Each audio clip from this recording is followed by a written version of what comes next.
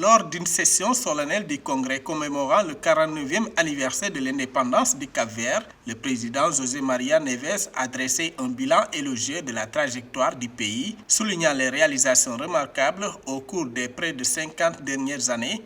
Le chef de l'État a souligné le 5 juillet 2024 des progrès significatifs dans des domaines tels que l'éducation et la santé. À cet égard, l'évolution de l'éducation et de la santé a été au cœur des priorités nationales de ces pays d'Afrique de l'Ouest, avec des réalisations remarquables.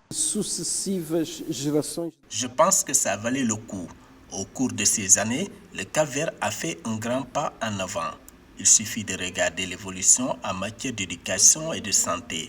Aujourd'hui, toutes nos femmes enceintes peuvent accoucher à l'hôpital. La vaccination atteint 100% de nos enfants et nous avons pratiquement atteint les objectifs du millénaire pour le développement d'ici 2025.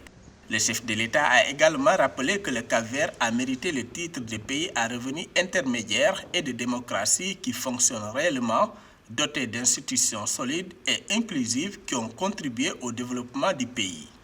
Le Cap-Vert a grandi d'un point de vue politique, d'un point de vue institutionnel, d'un point de vue matériel. Nous avons pratiquement multiplié notre PIB par habitant par 50, de sorte que le Cap-Vert a fait un grand bond, et c'est important avec la contribution de tous les Cap-Verdiens.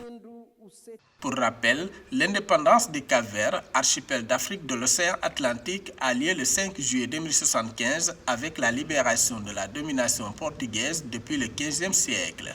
Elle a fait suite à une lutte menée par le Parti africain pour l'indépendance de la Guinée et du Cap-Vert, PAIGC, à partir des années 1950. À l'aube de cette nouvelle année d'indépendance, le Cap-Vert se profile comme un exemple de réussite et de résilience en Afrique.